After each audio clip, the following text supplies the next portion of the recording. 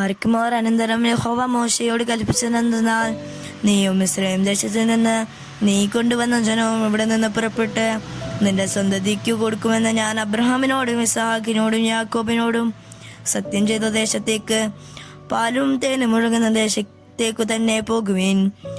ഞാൻ ഒരു ദൂതനെ നിനക്ക് മുമ്പായി അയക്കും. കനാന്യൻ, അമോര്യൻ, നിത്യൻ, പെരിസ്യൻ, ഹിവ്യൻ, യെബൂസ്യൻ എന്നിവരെ ഞാൻ ഓടിച്ചു കളയും. വഴി വിളിച്ച് ഞാൻ നിന്നെ നശിപ്പിക്കാതിരിക്കേണ്ടതിന് ഞാൻ നിന്റെ നടുവിൽ നടക്കയില്ല. നീ ദുശാഠ്യമുള്ള ജനമാകുന്നു. ദോഷകരമായ ഈ വചനം കേട്ടപ്പോൾ ജനം ദുഃഖിച്ചു.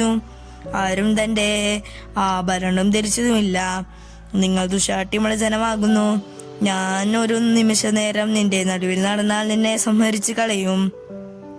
അതുകൊണ്ട് ഞാൻ നിന്നോട് എന്ത് ചെയ്യണമെന്ന് അറിയേണ്ടതിന് നീ നിന്റെ ആഭരണം നീക്കിക്കളക എന്നിങ്ങനെ ഇസ്രായേൽ മക്കളോട് പറയുക എന്ന് യഹോവ മോശയോട് കൽപ്പിച്ചിരിക്കുന്നു. അങ്ങനെ ഹോരേബ് പർവ്വതത്തിങ്കൽ തുടങ്ങി ഇസ്രായേൽ മക്കൾ ആഭരണം ധരിച്ചില്ല. മോശ കൂടാരമെടുത്ത് പാളയത്തിന് പുറത്ത് പാളയത്തിൽ നിന്ന് ദൂരത്ത് അടിച്ചു. അതിന് സമാഗമന കൂടാരം എന്ന് പേരിട്ടു. യഹോവയെ അന്വേഷിക്കുന്നവനെല്ലാം പുറപ്പെട്ട് പാളയത്തിനു പുറത്തുള്ള സമാഗമന കൂടാരത്തിൽ ചെന്നു.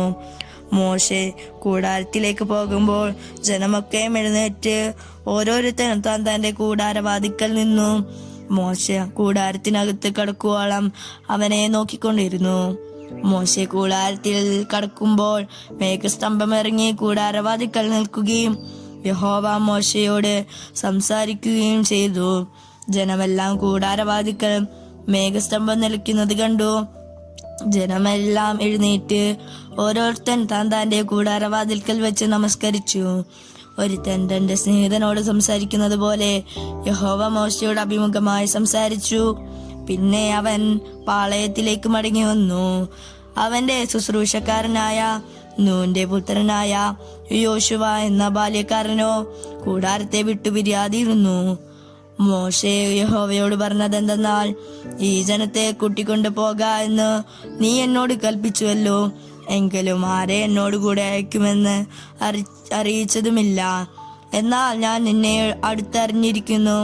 എനിക്ക് നിന്നോട് കൃപ തോന്നിയിരിക്കുന്നു എന്ന് നീ അരുളി ചെയ്തിട്ടുണ്ടല്ലോ. ആകയാൽ എന്നോട് കൃപയുണ്ടെങ്കിൽ നിന്റെ വഴി എന്നെ അറിയിക്കണമേ. നിനക്ക് എന്നോട് കൃപയുണ്ടാകുവാൻ തക്കവണ്ണം ഞാൻ നിന്നെ അറിയുമാറാക്കട്ടെ. ഈ ജാതി നിന്റെ ജനമെന്നോർക്കണമേ. അതിനവൻ എന്റെ സാന്നിധ്യം നിന്നോട് കൂടെ പോരും. ഞാൻ നിനക്ക് സ്വസ്ഥത നൽകും എന്നരുളി ചെയ്തു. അവൻ അവനോട്, തിരുസാന്നിധ്യം എന്നോട് കൂടെ പോരുന്നില്ല എങ്കിൽ ഞങ്ങളെ ഇവിടെ നിന്ന് പുറപ്പെടുവിക്കരുതേ. എന്നോടും നിന്റെ ജനത്തോടും കൃപയുണ്ടെന്ന് ഏതിനാൽ അറിയും? നീ ഞങ്ങളോടുകൂടെ പോരുന്നില്ലയോ? അങ്ങനെ ഞാനും നിന്റെ ജനവും ഭൂതലത്തിലുള്ള സകല ജാതികളിലും വെച്ച് വിശേഷതയുള്ളവരായിരിക്കുമെന്ന് പറഞ്ഞു. യഹോവ മോശയോട്, നീ പറഞ്ഞു, ഈ വാക്കുപോലെ ഞാൻ ചെയ്യും. എനിക്കോ നിന്നോട് കൃപ തോന്നിയിരിക്കുന്നു. ഞാൻ നിന്നെ അടുത്തറിഞ്ഞുമിരിക്കുന്നു എന്നരുളി ചെയ്തു. അപ്പോൾ അവൻ, നിന്റെ തേജസ് എനിക്ക് കാണിച്ചു തരണമേ എന്നപേക്ഷിച്ചു.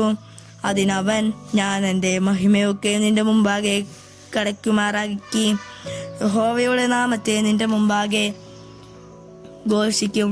കൃപ ചെയ്യുവാൻ എനിക്ക് മനസ്സുള്ളവനോട് ഞാൻ കൃപ ചെയ്യും. കരുണ കാണിപ്പാൻ എനിക്ക് മനസ്സുള്ളവനെ ഞാൻ കരുണ കാണിക്കുമെന്ന് അരുളി ചെയ്തു. നിനക്ക് എൻ്റെ മുഖം കാണുവാൻ കഴിയുകയില്ല. ഒരു മനുഷ്യനും എന്നെ കണ്ടു ജീവനോടെ ഇരിക്കയില്ല എന്ന് അവൻ കൽപ്പിച്ചു. ഇതാ, എൻ്റെ അടുക്കൽ ഒരു സ്ഥലമുണ്ട്. അവിടെ ആ പാറമേൽ നീ നിൽക്കണം. എന്റെ തേജസ് കടന്നു പോകുമ്പോൾ ഞാൻ നിന്നെ പാറയുടെ ഒരു പിളർപ്പിലാക്കി കടന്നു പോവും. എന്റെ കൈ കൊണ്ട് നിന്നെ മറയ്ക്കും. പിന്നെ എന്റെ കൈ നിൽക്കും. നീ എന്റെ പിൻഭാഗം കാണും.